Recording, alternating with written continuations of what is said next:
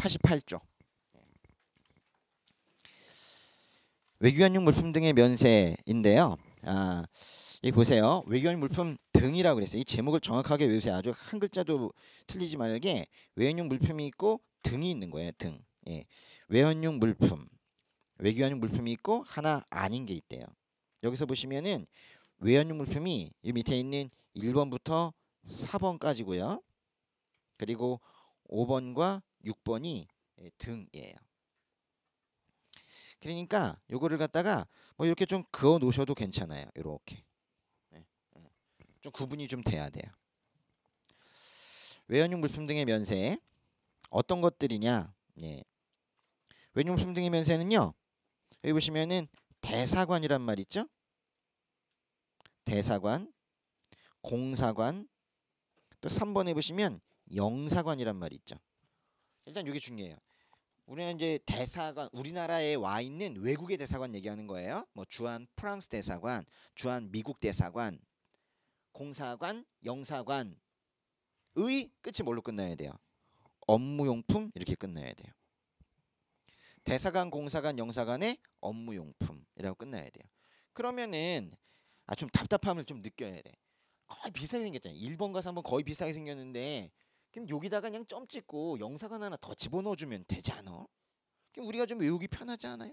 근데 왜 꼭 굳이 대사관, 공사관, 영사관은 많이 다른가? 그럼 대사공사 여긴 또 왜 또 같이 써놨어? 여긴 또 또 복잡하네. 이게 이제 왜 이렇게 된 거냐면 이게 요게 가능해 하도록 맺어진 국제적인 협약, 요게 가능하도록 맺어진 국제적인 협약이 따로따로 맺어져서 그걸 갖다 우리가 하나하나 구분을 해가지고 여기다가 법에다가 수용을 한 거예요. 제가 이제 그 얘기를 써놓은 것이 밑에 있는 이 참고 사항인데요. 네,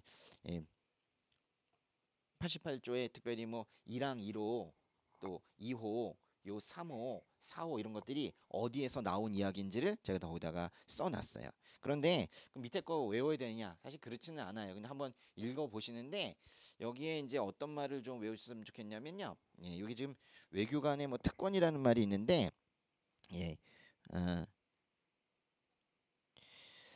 다 중요한 말입니다. 근데 요 말 하지 마시고 여기다 그냥 크게 써놓죠. 차라리 이렇게 낫겠어. 외교관 면세 특권이라고.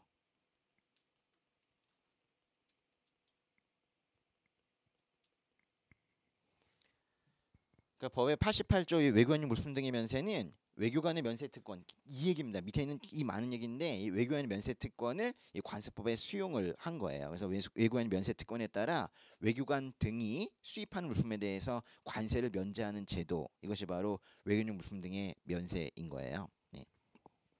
그래서 이제 위에 그 대상에 보시면 1항에 1, 2, 3, 4, 5 여기에는 대사, 공사, 영사 뭐 이런 사람들이 다 외교관인데 그들이 일하는 대사관, 공사관, 영사관의 업무용품 뿐만이 아니라 여기 보시면은 대사, 공사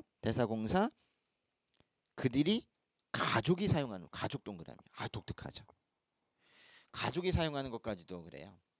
또 하나 이 4호에 보시면은 대사관, 공사관, 영사관 그들의 속한 직원과 그 가족, 심지어 직원과 그 가족까지도. 그래서 여기서 지금 중요한 것이 뭐냐면은 누가 사용하느냐라는 거예요. 이번은 끝이 뭘로 끝나요? 그러니까 사용이란 말을 꼭 외워야 돼. 사용이란 말. 대사, 공사, 영사와 그들에 준하는 사절과 그 가족이 사용하는 거. 그러니까 이게 다 이들이 사용하는 거죠. 그리고 이제 4호에 보니까 대사관, 공사관, 영사관의 직원과 그 가족이 또 사용하는 거죠. 근데 생각해 보시면은 이 사용한다 할 때 그 표현이나 보세요. 업무 용품 한다 할 때도 업무용으로 사용하는 거죠. 이것도 사용하는 거죠. 3호에도 보니까 업무용으로 사용하는 거죠. 4호에도 결국 사용하는 거죠. 결과적으로는 누가 사용하는가가 중요한 거예요. 알겠죠? 주의해야 돼요. 대사관, 공사관, 영사관이 수입할 때가 아니에요. 그렇죠? 수입이란 표현은 저 위에 붙는단 말이에요. 그러니까 다음 각호에 언항하다는 물품이 수입될 때 쓸 때 정확하게 쓰셔야 되는데 이런 용도, 이런 사용, 이런 용도, 이런 사용으로 쓰려고 수입할 때 관세가 면제가 되는 거예요. 5호, 6호에 보시면요. 5, 6호는 그러니까 일단 위에 걸 일단 정리하고 갑시다. 예, 위에 1, 2, 3, 4는 이게 다 묶어 보시면은 anyway 이런 단어가 들어가요. 대사라는 단어나 공사라는 단어나 영사라는 단어가 반드시 그 중에 하나는 들어가도록 문장이 구성이 되어 있어요. 그리고 끝이 무조건 뭘로 끝나냐면 용. 용 압니까? 용? 예. 업무 용품 사용 용 있죠. 예. 한문을 너무 깊이 생각하지 마시고 그냥 그렇게 생각해요. 예, 사용 찾아봐야겠다. 뭐 이러지 마시고 하죠.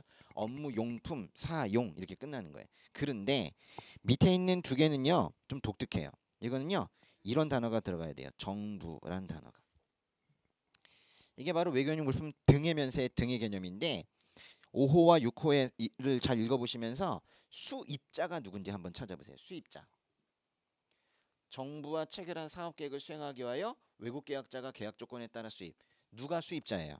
외국 계약자가 수입자죠. 이걸 정확하게 해야 돼요. 외국 계약자가 수입자입니다. 여기 정부라는 말의 동그라미. 정부가 있지만은 정부는 그 외국 계약자의 계약 상대방인 것이지 정부가 수입하는 게 아닙니다. 근데 여기서 그냥 정부라고 하면 어느 나라 정부예요? 그냥 우리나라 정부를 얘기하는 거예요. 그래서 여긴 지금 아무 말도 없어도 사실은 이거는 우리나라 정부라는 말이 생략되어 있다고 보시면 돼요. 그러니까 우리나라 정부와 계약을 체결한 외국 계약자가 수입하는 업무용품. 6호는 보시면은 누가 또 수입자예요.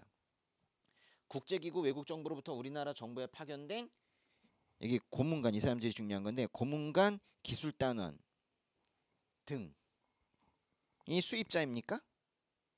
사실 6호에는 수입자가 나오지 않아요. 다른 사람이 수입해도 상관없어. 그렇지만 이들이 사용하는 것이 매우 중요해요. 근데 여기도 보시면은 또 우리나라 정부라는 말이 있죠.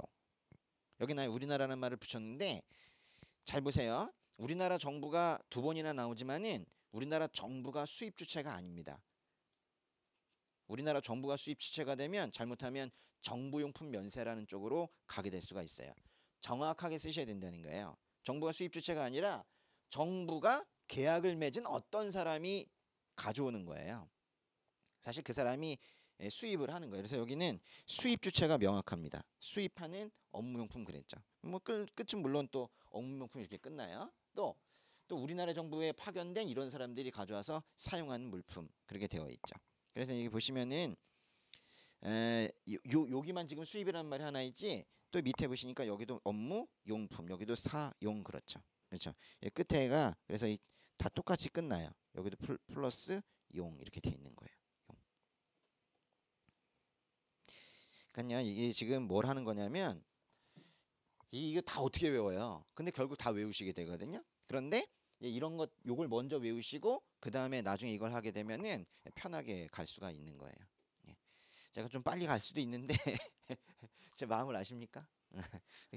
이렇게 하나하나 짚는 이 이유를 좀 아셔야 된다. 밑에 이항사망 묶어보세요.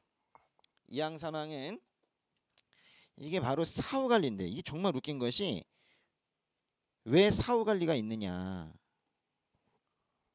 외종소유 재손해 이건 분명히 무조건 감면인데 왜 사후관리가 있느냐. 사후관리가 있으면 조건부 감면으로 봐야 되지 않느냐.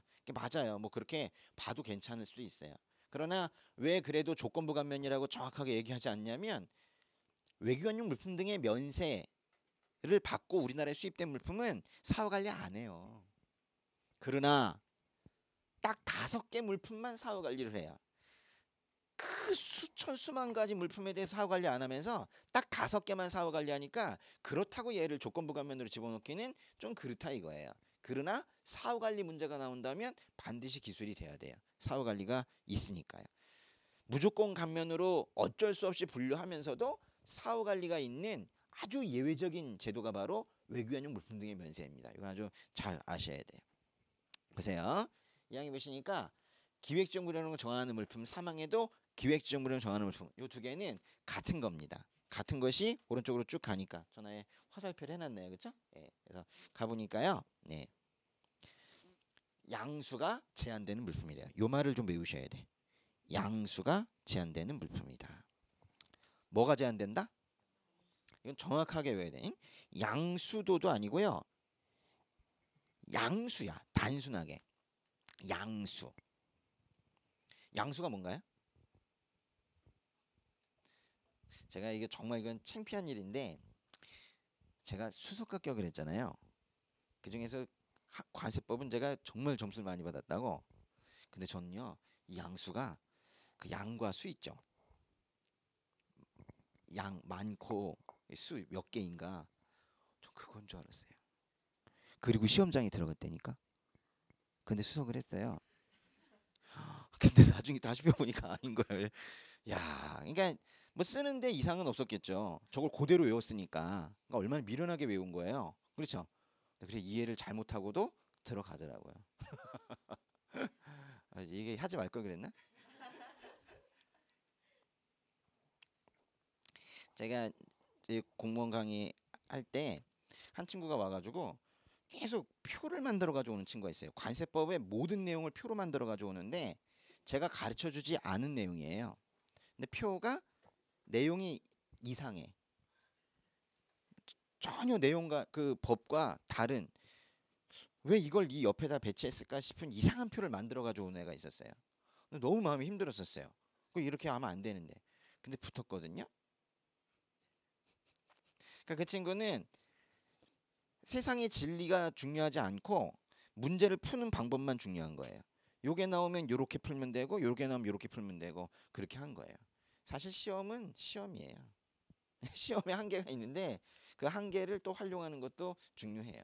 그러니까 이제 진실관계를 아는 것도 나중에 일하기 위해서 중요하지만 일단 시험을 통과하기 위해서는 이 자체를 자시 바꿔가지고 관세법이 아니라 나의 관세법으로 어떤 나의 또 다른 법으로 빨리 바꿔내야지 이걸 끝까지 법 자체로만 가져가면은 힘들다는 그 얘기를 지금 하고 있는 거예요. 심지어는 왜곡이 된다 하더라도 쓸 수 있으면 지금 되는 거거든요.